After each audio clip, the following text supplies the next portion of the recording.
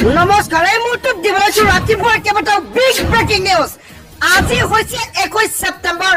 গোটেই অসমৰ লগতে ভাৰতৰ বিভিন্ন প্ৰান্তৰ পৰা যুগুতোৱা হৈছে কেইবাটাও গুৰুত্বপূৰ্ণ খবৰ।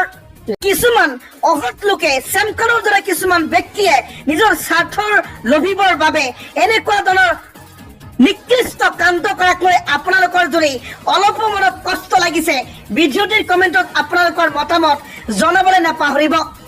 বন্ধুসকল, ভিডিঅ'টিত এটা লাইক নিশ্চয় কৰিব। ৰাজ্যবাসীৰ বাবে আন এক জৰুৰী খবৰ। ৰাজ্যৰ ক্ষুদ্ৰ ব্যৱসায়ীক লৈ মুখ্যমন্ত্ৰী হিমন্ত বিশ্ব শৰ্মাই কৰিছে এক জৰুৰী ঘোষণা।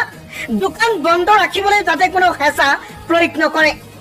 হয়, ৰাজ্যৰ ক্ষুদ্ৰ ব্যৱসায়ীসকলক মুখ্যমন্ত্ৰী হিমন্ত বিশ্ব শৰ্মাই দিলে সকাহ। দোকান বন্ধ ৰাখিবলৈ যাতে কোনো হেঁচা প্ৰয়োগ নকৰে বুলি মুখ্যমন্ত্ৰী হিমন্ত বিশ্ব শৰ্মাৰ ডাঙৰ আহ্বান।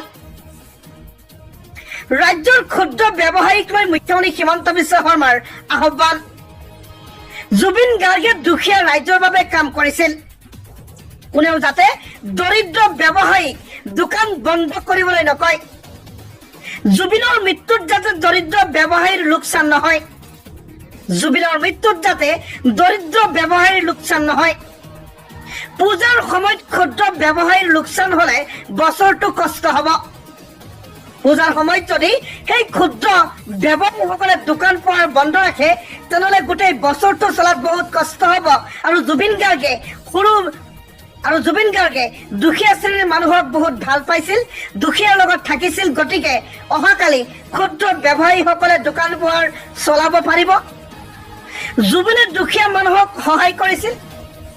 জুবিনৰ অনুৰাগীসকলে এই কথাটো মনত ৰখা উচিত। আজি সকলোৱে স্বেচ্ছাই দোকান বন্ধ ৰাখিছে, কিন্তু কোনেও যাতে অনাগত দিন কেইটা দোকান বন্ধ ৰাখিবলৈ নকয়। ৰাজ্যৰ ক্ষুদ্ৰ ব্যৱসায়ীসকলক লৈ মুখ্যমন্ত্ৰী হিমন্ত বিশ্ব শৰ্মাৰ এই জৰুৰী আহ্বান।